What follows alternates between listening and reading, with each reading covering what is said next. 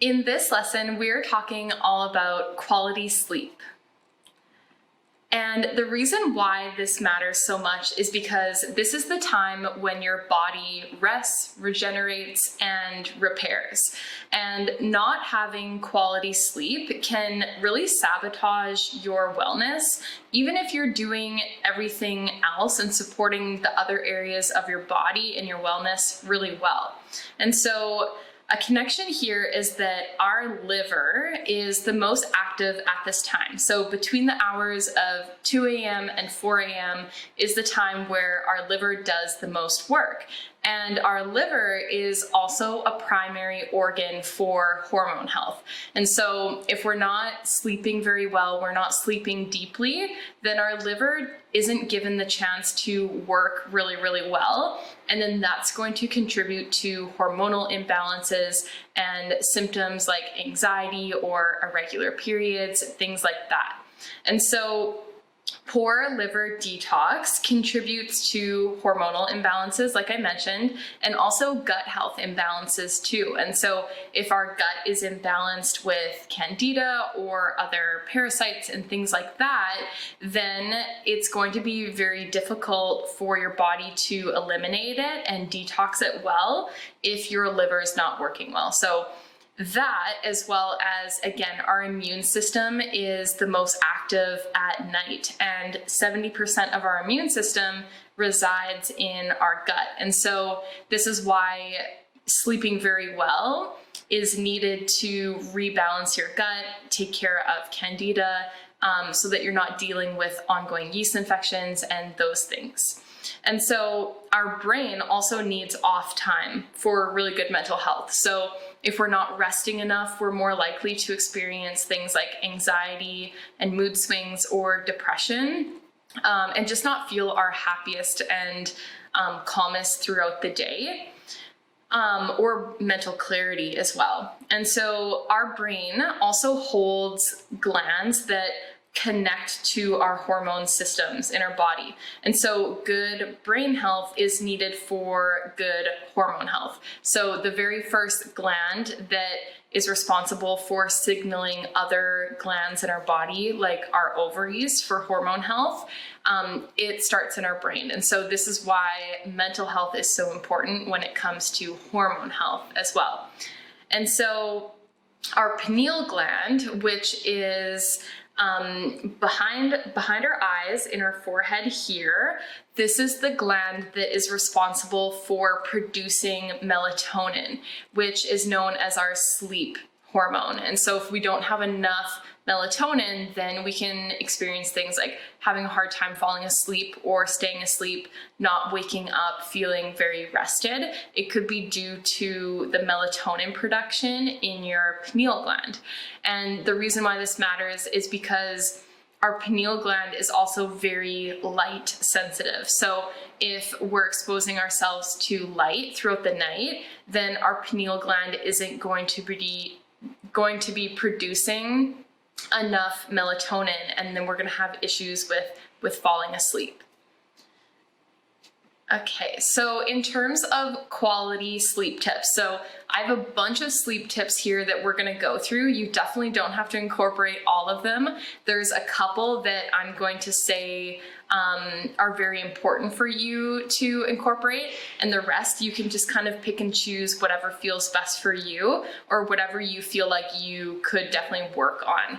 And so number one is getting a healthy grasp on the other building blocks of wellness. So you're already doing this with this program in terms of nutrition and stress reduction and positive mindset, those kinds of things. So those in themselves are really important when it comes to quality sleep. Another tip is to watch the sunset. And so the sunset actually gives off the color of red light. And red light and darkness, that stimulates our pineal gland to start producing melatonin and start winding you down for the night so that you can start to sleep really well throughout the rest of the night. So red light is really helpful to be around so that that process can start happening.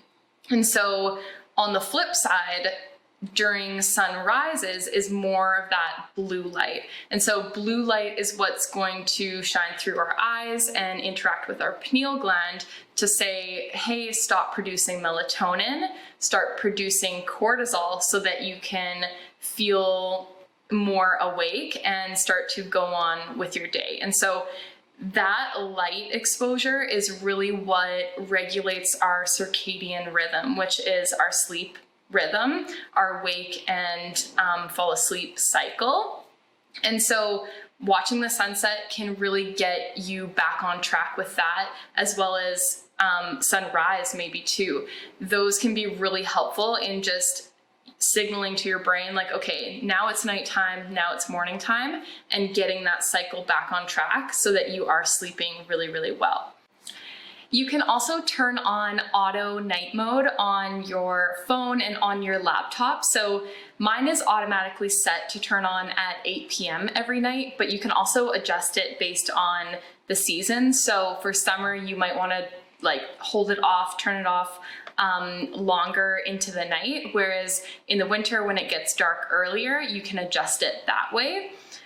Something else that you can do too is wear nighttime blue blocking glasses. And so, like I had mentioned before, these glasses will help to filter out any kind of blue light at night. And the reason why that's so important is so that your pineal gland isn't being stimulated and can start to actually produce melatonin at that time, and you can wind down and sleep really well.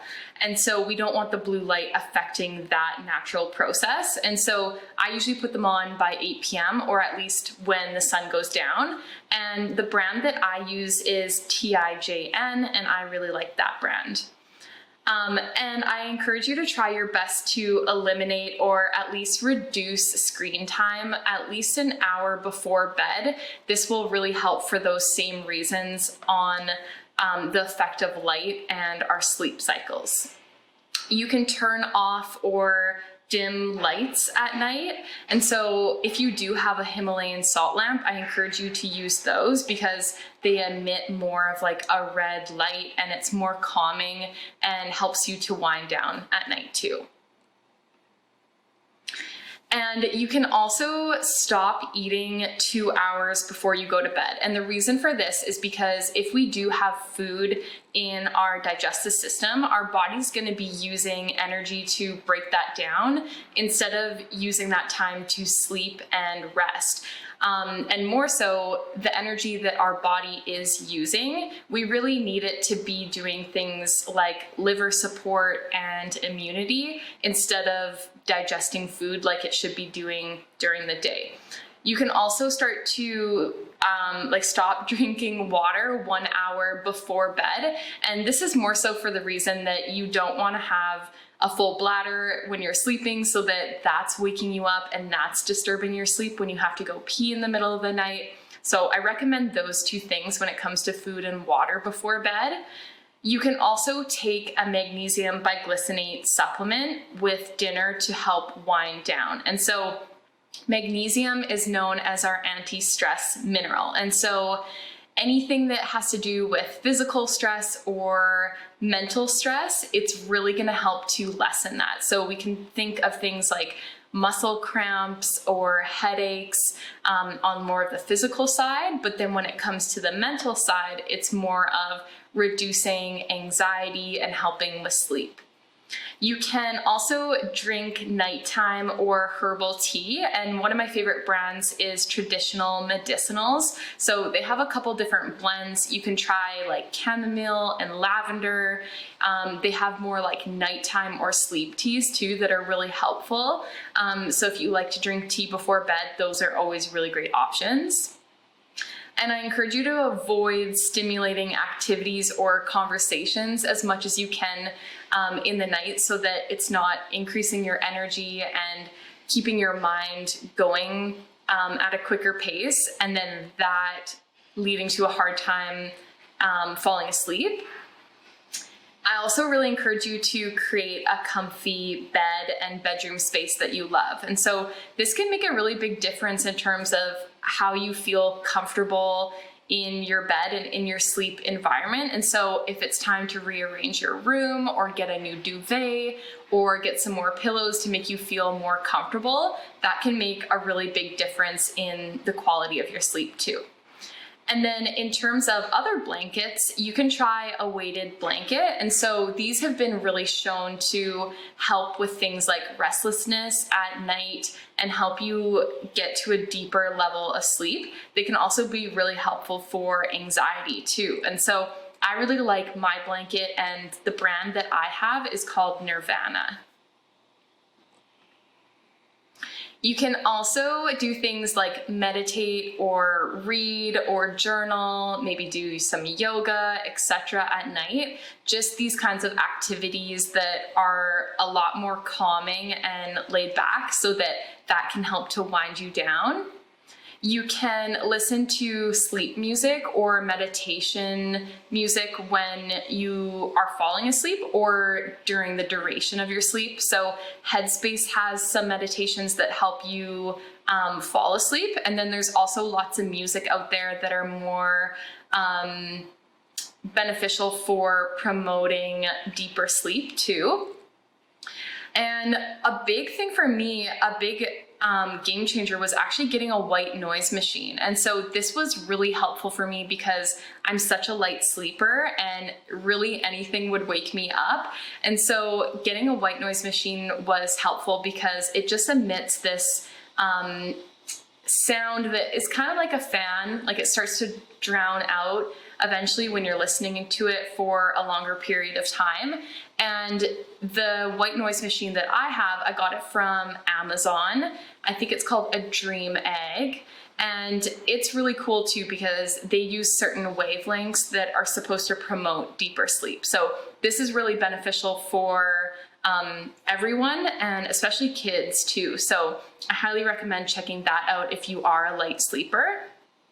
I also encourage you to eliminate any potential disturbances. So if you have pets, trying to close the door, trying to get in that kind of habit, because even if you're not fully waking up from them, you can still be disturbed from your deeper sleep when they're walking around or making noises or whatever else. So do your best with that part. You can also invest in a wake-up light or alarm for easier mornings. And I actually got mine on Amazon again. The brand that I have is Philips. And so in the next couple tips, I'm going to tell you to make a completely dark room for your sleep environment. And so the reason why a wake-up light is so nice is because in the morning, it's probably still going to be really dark and it makes it difficult to wake up sometimes. And so a wake-up light, it essentially starts half an hour or so before your alarm goes off, and it just slowly turns on with light. And right before your alarm is going to go off, it's really bright. And so this can actually help you get in the habit of waking up before your alarm and just more in a natural way. It's supposed to mimic the sunrise. And so those are really helpful too. I also really encourage you to put your phone on silent or do not disturb or even airplane mode at night. Again, even if it's not fully waking you up, it's still a distraction in your brain, and that can really disrupt those deep sleep points that you hit at night. And that can be not as good for our health and affect your sleep. And so I highly recommend putting it on silent and also putting it face down. So even if it's on silent, the screen might light up, and that light is going to affect our pineal gland, even if it's a small amount. And so just putting it face down is a really good habit to get in as well. And then the last few tips, one more is practicing telling yourself it's time to rest now when you lay down. And so I usually say, like, speak to yourself as if you were speaking to a child that's going to sleep, especially if you have a running mind at night. It can be really helpful to just be like, okay, it's time to sleep now. It's time to get some rest. Go to sleep. And that can be a really good shut off for our nervous system.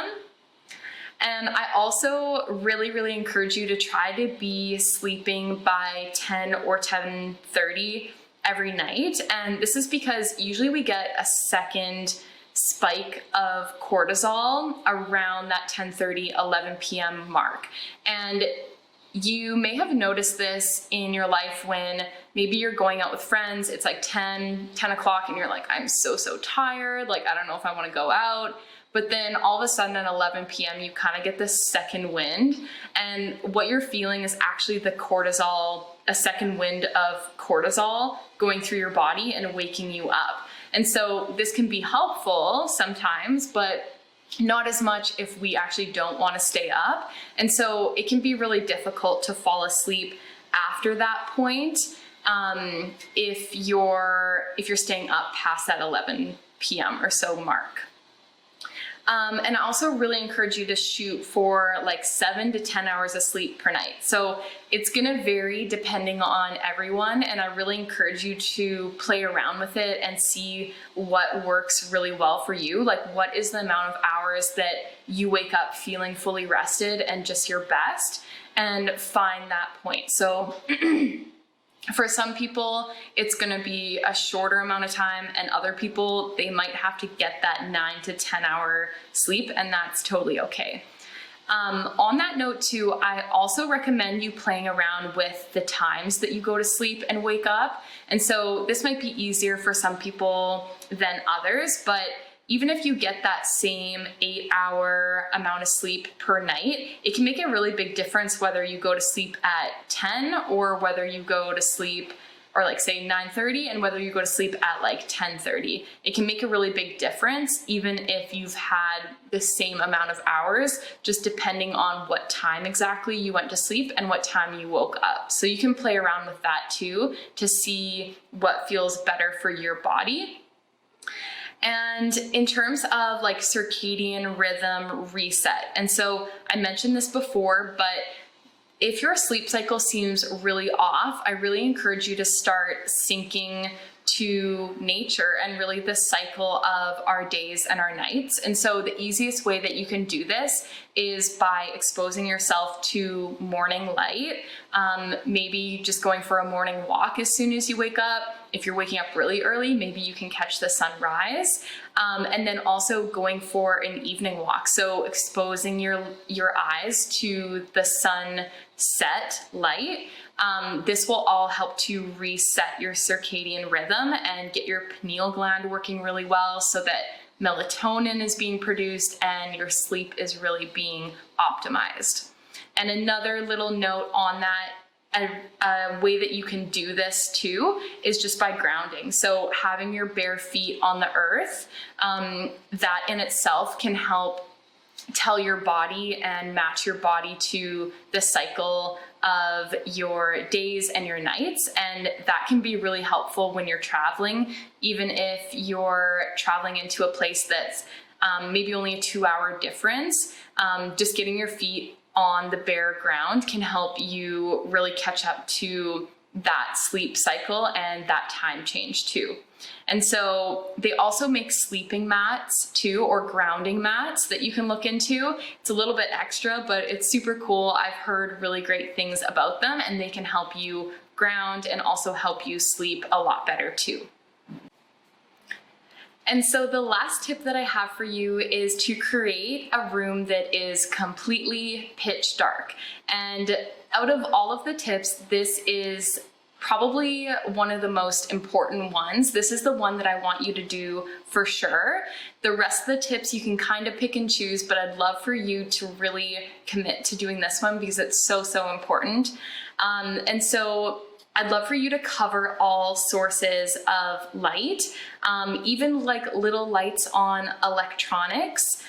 You can use black electrical tape. You can cover the light that might be coming from a window or a door and really create a really pitch black environment. You can also use blackout curtains too to help you with this. And so do your best with this. And as a little test, when you do lay down for bed, when you close your eyes, you can keep them closed for a little bit to have your eyes adjust, and then you can open your eyes a few minutes later. And if there's still light coming from somewhere, do your best to eliminate that light and seriously make it as dark as you can. This is going to be so helpful for supporting your pineal gland and the constant melatonin production so that you can fall asleep really well and you can stay asleep and you can wake up feeling as rested as possible. And so your takeaway from this lesson, I would love for you to implement 3 new quality sleep tips tonight. So pick 3 of those and focus on incorporating those. And you can come back to the other tips and start to add those ones in whenever it feels best. But 3 for tonight is a really good starting point. And then you can even come up with a little bit of a nighttime routine. It doesn't have to be anything crazy. It doesn't always have to be the same, but a little routine in terms of when you're going to wind down at night and maybe the things that you'd like to do before bed. So try out those tips. I'm really excited to hear about how they help you, and keep me posted on it.